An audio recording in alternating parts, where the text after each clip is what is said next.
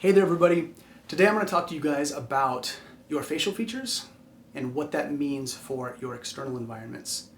So this idea is not always one that is readily explored, definitely not in the West. But in Chinese medicine, face reading is one of the oldest branches. And when you look at a person's face, their features point to the lifestyle that can be most optimal for them. So what this points to is the 5-element theory. You guys have heard me talk about this: fire, earth, metal, water, and wood. The 5 primary elements that we see in the natural world. Chinese philosophy sort of thinks that your body is comprised of these elements, and certain shapes and colors on your face and the shape of your body point to elemental proclivities.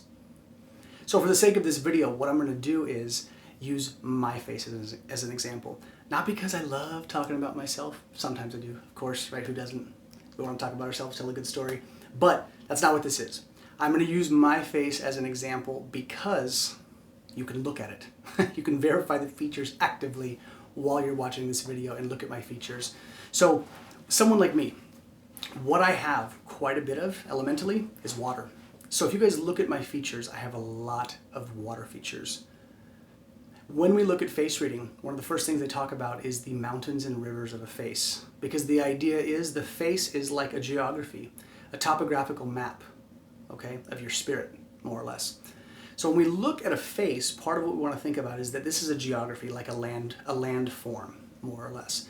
And if you were to miniaturize yourself down and look at my face, where would you want to habitate? Where would you want to live? Where would you want to sleep? You have to do this with your own face as well.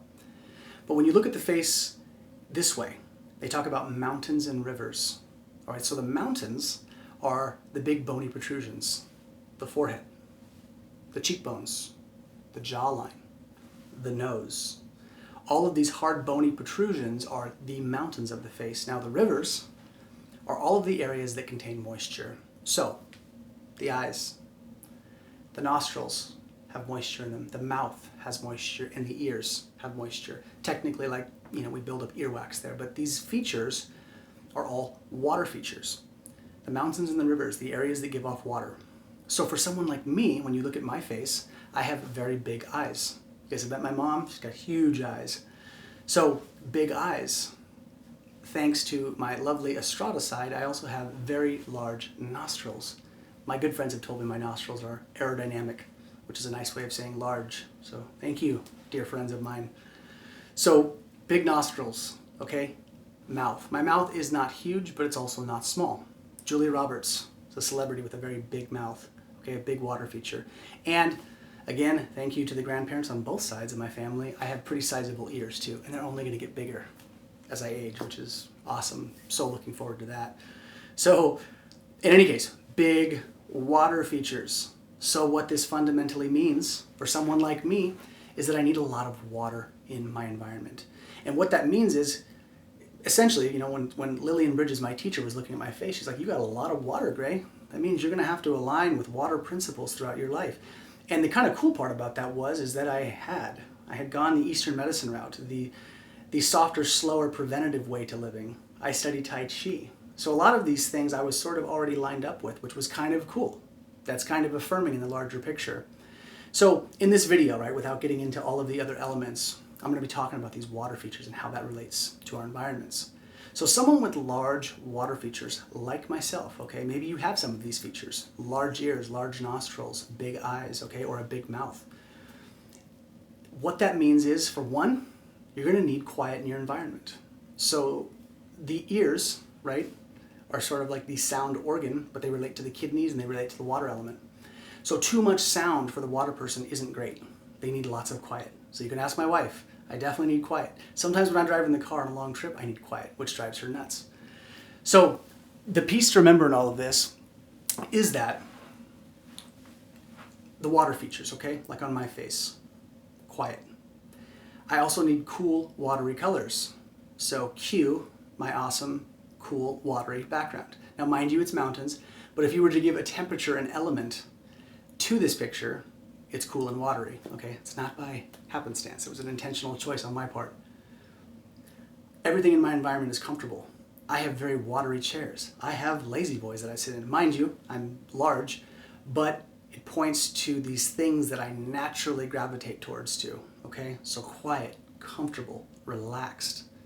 Okay, with water features, it also means that I need to not be a high-end performance sport type.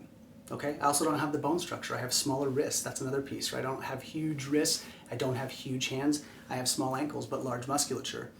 All these things point to a slower paced, watery lifestyle.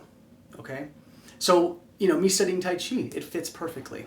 Okay, these types of things. I have water features in my home, and what I mean by that is, yes, comfortable furniture, but I also have every wall in my house is some color of pastel green or pastel teal or turquoise.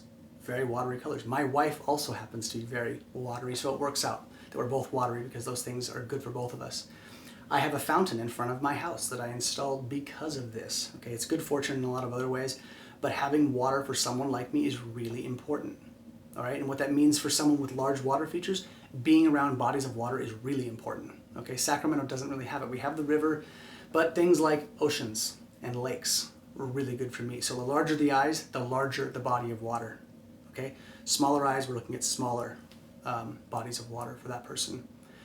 So this is sort of an invitation. Okay, I can't go through all of the elements that I'd be here for hours talking about all of the different features on the face, but what this is an invitation to you.